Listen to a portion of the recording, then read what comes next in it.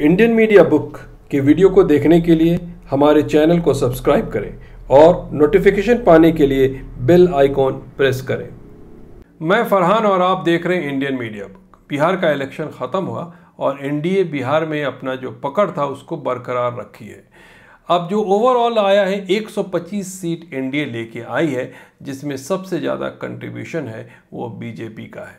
BJP 110 seat पे लड़ी थी और 74 सीट पे जीत को हासिल किया है। जेडीयू 115 सीट पे लड़ी थी लेकिन सिर्फ 43 सीट पे जीत को हासिल कर सकी।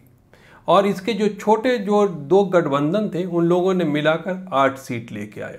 एनडीए के खाते में 125 सीट आया है, जो कि बहुमत से 3 सीट ज़्यादा है।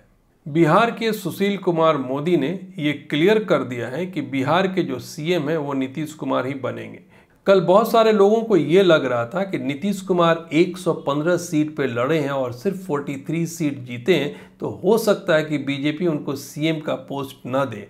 और लोग फिर ये अटकल लगाना शुरू कर दिए थे कि अगर बीजेपी इनको सीएम का पोस्ट नहीं देती है तो हो सकता है कि नीतीश कुमार जब पहले आरजेडी से निकल के बीजेपी में गए थे और उसी तरह बीजेपी से निकल के कहीं आरजेडी में ना चले जाएं। लेकिन ये मैटर आज क्लियर हो गया। तो ये सारे अटकलें चल रही थी, लोग इधर की उधर की बातें कर रहे थे। इस बीच में हम देखते हैं कि बिहार में किसको कितना शेयर मिला है। तो अगर हम शेयर की बात करते हैं तो आरजेडी को 23.1% शेयर मिला है, बीजेपी को 19.5% मिला है और जो अदर्स हैं उनको 18.1% मिला है, जेडीयू को 15.4% मिला है और कांग्रेस को 9.5% मिला है। एलजेपी जो है उसको 5.7% मिला है, बीएसपी को 1.5% मिला है, एआईएमआईएम को मिला है 1.2%। तो शेयर की बात करें तो सबसे ज़्यादा ख़राब रिजल्ट अगर आप देखेंगे तो यहाँ नज़र आता है कांग्रेस का। कांग्रेस को सिर्फ 9.5% शेयर मिला है। जो फाइनल टैली नज़र आ रहा है वो कुछ इस तरह है।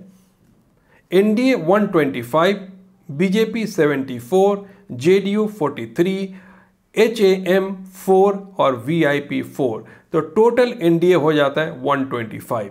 महागठबंधन 110, जिसमें आरजेडी 75, कांग्रेस 19, लेफ्ट 16। तो ये टोटल हो जाता है 110। अदर्स की बात करते हैं तो अदर्स में टोटल सीट 8 है।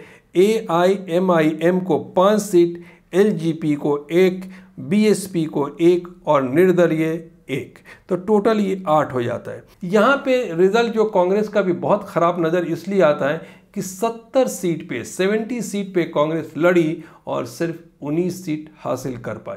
कहीं ना कहीं कांग्रेस की जो पॉपुलैरिटी है वो हर जगह कम होती हुई नज़र आ रही है। इसका सिर्फ एक ही कारण है कि स्ट्रॉन्ग लीडरशिप कांग्रेस में ख़त्म हो गया है।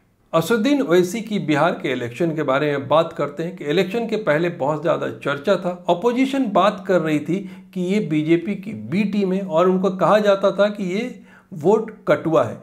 इसी को हम समझने के लिए जो बिहार का रिजल्ट आया उसका कुछ सर्वे किया और कुछ एनालिसिस निकाला है, जिससे पता चलेगा कि वो वोट कटुआ है कि नहीं है। असदुद्दीन ओवैसी बिहार में 20 सीट पे इलेक्शन लड़े, 5 सीट पे उनको जीत हासिल हुई। 20 में से 14 सीट ऐसे थे जहां पे मुस्लिम का पॉपुलेशन ज़्यादा है।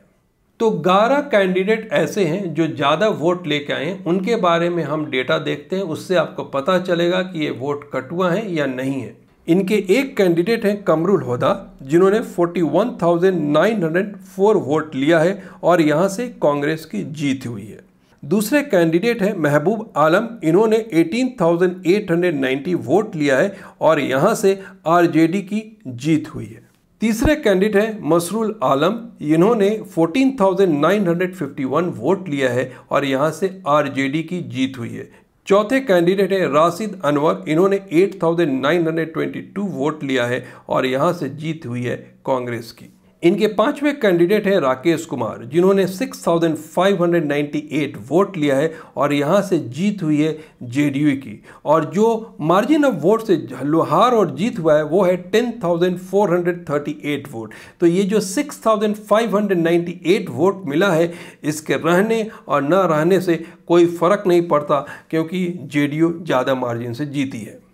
इनके एक कैंडिडेट है विक्की राम, इन्होंने सिर्फ 355 वोट लिया है और यहाँ जीत हुई है बीजेपी की और मार्जिन ऑफ जो जीत है वो है 43,654। इनके एक कैंडिडेट है आलम, जिन्होंने 1984 वोट लिया है और यहाँ से बीजेपी की जीत हुई है और मार्जिन जीत का है वो है 20,635। इनके एक कैंडिडेट है शहबाज आलम, इन्होंने वोट लिया है 5,316 और यहाँ से जीत हुई है कांग्रेस की। इनके एक कैंडिडेट है ज्योति मुर्मू, इन्होंने वोट लिया है 2,475 और यहाँ से जीत हुई है कांग्रेस की। इनके एक कैंडिडेट हादी, जिनको वोट मिला है 5,493 और यहाँ से जीत हुई है बीजेपी की। जीतने का जो मार्जिन है यहाँ पे वो है 28,610। इनके एक कैंडिडेट है हासन महबूब, जिनको वोट मिला है 508 और यहाँ से जीत हुई है बीजेपी की और यहाँ पे जो जीत की मार्जिन है वो है 2,972। तो इसी तरह से अगर इनके पूरे कैंडिडेट को आप देखते हैं तो जो मार्जिन है वोट का हार और जीत का, उससे कोई फ़र्क नहीं पड़ता अगर असदुद्दीन ओवैसी का कैंडिडेट वहाँ खड़े होते या ना खड़े होते, जिसको जो जीता है वही जीतता, कोई इम्पैक्ट नहीं होता। बहुत सारे ऐसे भी कैंडिडेट हैं जिन्होंने 19,000, 15,000 और 4,000 और 5,000 वोट लिया है। तो अगर इस बात को देखा जाए ठीक से तो बिहार में इस बार के इलेक्शन में असदुद्दीन ओवैसी वोट कटवा साबित नहीं हुए। Thank you so much watching Indian media book.